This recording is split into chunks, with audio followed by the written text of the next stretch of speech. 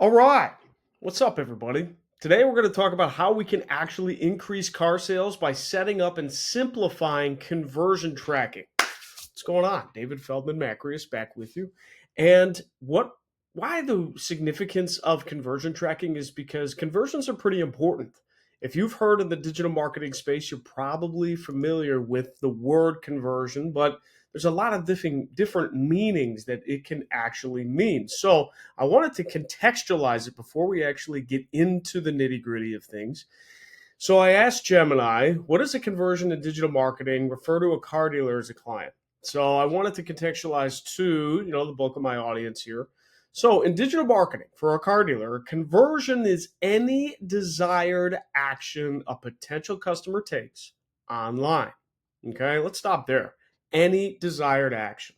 Of course, anybody following this channel or following some of my videos, I like to relate the action items online to actual things that we want inside the store because we can understand that pretty easy. When a customer calls us on the phone, that's an action we want them to take. When a customer comes up to us and asks a question about a specific car, that's an action we want them to take. If a customer, responds well to getting pricing information, that's an action that we want them to take. So all those type of actions can be converted to something online that's similar, and even on all those examples. And a conversion really represents all of that. It's an outcome or action that a customer takes as a sign of intent that they want to do business with us. Okay. The problem with conversions is everybody defines what a conversion is differently, right? Everybody does. And it's not just the automotive space either. It's e-commerce, it's local businesses, it's everything. So what do we define conversions as? I've talked about this ad nauseum. Let's go into some more items here.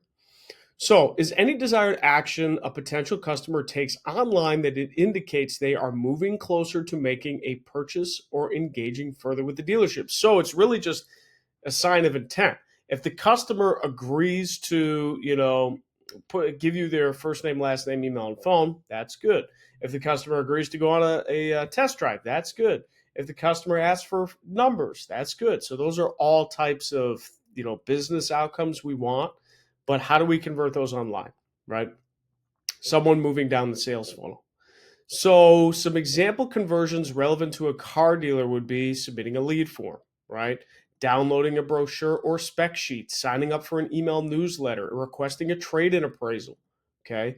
Those are lead generation conversions. So there's different tiers of conversions though, right? So, excuse me, let's look at engagement conversions. Engagement conversions are still important. We still want them to do this, but they're not necessarily the same level of intent that a lead generation conversion is. If someone's on the lot in window shopping, but another customer is on the lot and then raises their hand to come ask, to have a salesperson answer a question, those two people are both technically, interested, but one has a lot more interest than the other, and you want to serve that person the best you possibly can. So this engagement conversions, so people viewing a specific vehicle detail page, a VDP, watching a virtual tour of a video, using the build and pricing tool, locating the dealership on a map, clicking on the phone number to call the dealership, engaging with the live chat feature.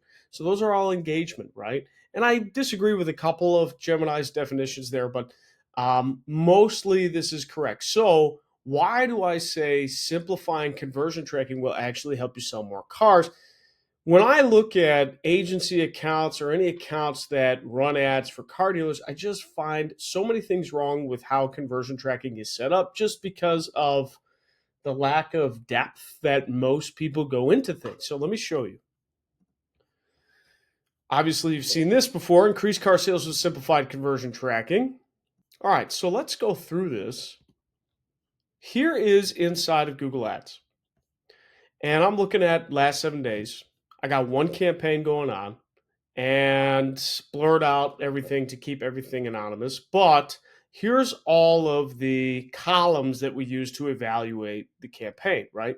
We set a budget per day, the status is eligible, we have a maximize clicks bid strategy, all the stuff media buyers really know about.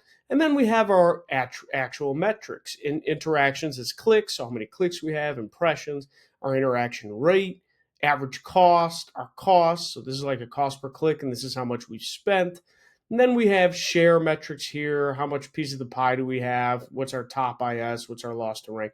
But then we have all CONV dot and conversions. Okay. So all CONV dot is all conversions. It's just an abbreviation. And then you have conversions here. And you have a value of 927.56 and 3.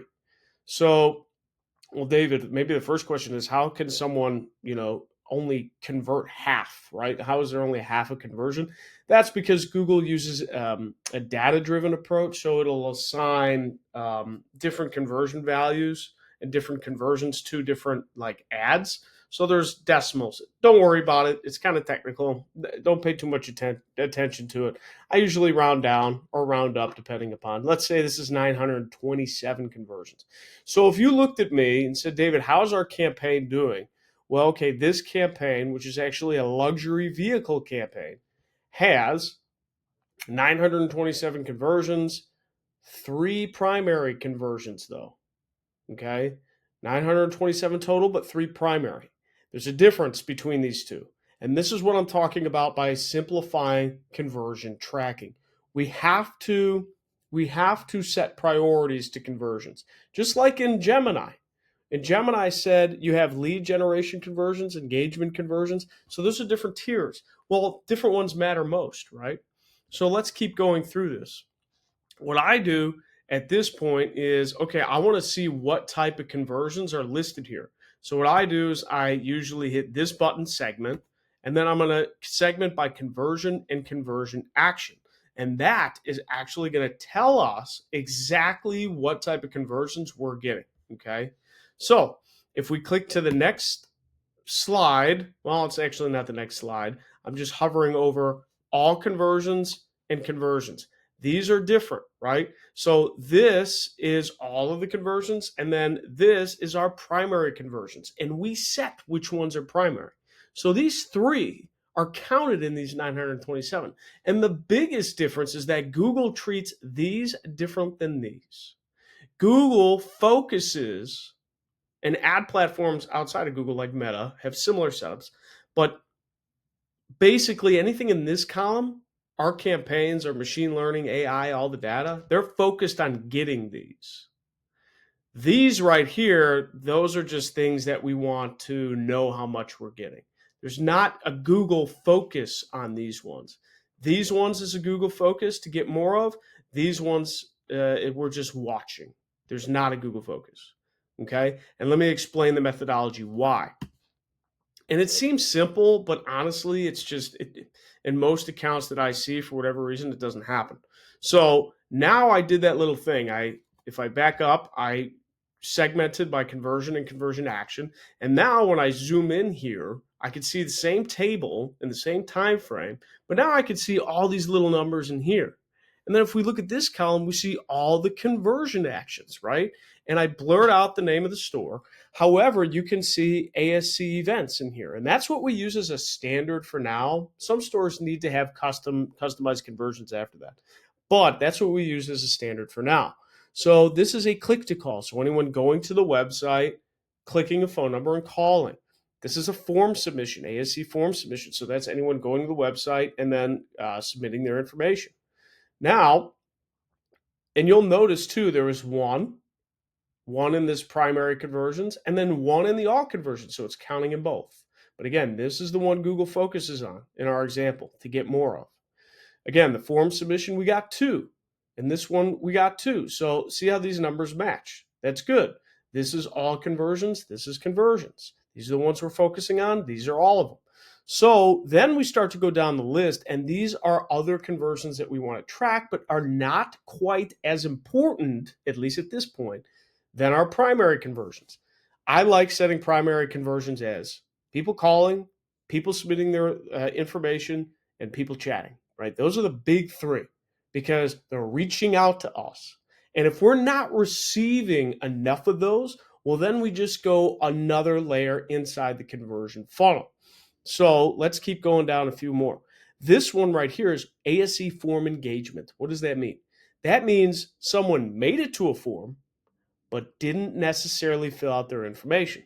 So check this out. What Google can see is that seven users made it to a form, but only 2 filled out their information, right? So we don't track that as a hard conversion right now. We're not. I'm using hard conversion, primary conversion a little bit synonymously. So there's a difference there. What's another one? We have ASE CTA interaction, one of my favorite ones. This is people clicking on buttons that we care about, right? So they're clicking buttons. That's synonymous to someone being on the lot and then raising their hand to a salesperson saying, hey, I want to know more about this car. They may not, give their information, or they're not ready to buy just yet, but they want to know more. They're trying to know more things. So ASE CTA interaction is actually a secondary conversion or all conversion. We got 36.3 of them, but we're not tracking them in hard conversions, okay? So again, it's a sign of intent, but we're not tracking them as we want Google to get more of these. Maybe we'll change that in the future. Maybe we'll change that. But right now, we want Google to focus on getting us people that are calling and submitting a lead. And until we run out of that, or until we can't get past the number, then we're going to say, okay, Google, find us more, or focus more on the people that are going to click buttons, or that are going to open up the form. Maybe there's something wrong with our form, right? This analysis here and looking at the 2 columns and then seeing all these other numbers, that helps us understand exactly where people are in the funnel, right? What's another one? Let's keep going. ASC element configuration. I define a lot of these in previous videos, so I'm just going to go through it quick. Element configuration is people playing with filters. We had a lot of people playing with filters, 45. Item page view. So we had 41 item page views. So that's an actual VDP. Item list page view. We had 84. That's an SRP, and that's where the destination is for these campaigns. So it's good. We had 84 there. Media interaction. So that's people flipping through pictures, and if there's video elements on there, we use that too. 547, almost 548 of those. ASC page views, 130. So different pages. How many different pages did we did we gather? Menu interaction. So people playing with the menu, that top menu. And then finally, this is just another page view. I don't think we used this one at all. That was probably in the account previously, but we're using the ASCs for now. So that's how it comes up with that 927, right? So again, it's very, very, you look at this and maybe it's not so simple, but we have to simplify what we're tracking. Just like you tell your salespeople, just like you hear general managers or owners tell their people, focus on the people in the store, or focus on the people in the lot asking questions. Everything else we'll get to, but you got to focus on the right stuff first. And that's what this example really illustrates. If you're not sure if your agency or media buyer is doing this, ask them for this report. It's a campaign report, convert segment by conversion action, and ask them to explain these different conversion actions. If something doesn't smell right, or you don't understand something, or it's not easy to understand something, then there's probably something not right, okay? So again, ASC click to call and form submission we went over. That's in both buckets, but those are the ones we want to focus on as primary. And the rest we don't necessarily not want to focus on, but we just want to observe for now. And we can always change this. We can always change it. We can bring form engagements over to primary, or bring CTA interactions over to primary. So that's it, guys. Quick video talking about stuff we always talk about. This is just doing this little process and asking your media buyer or agency to explain their conversion tracking methodology to you. If you can easily understand it, you're probably in good hands. If you can't, or something doesn't seem right, well, then you may have to think about, differences in running your advertising. So hopefully this helps. Doing this and simplifying this will help you sell more cars. Thank you very much, David Feldman-Makrias, and we'll talk to you again soon.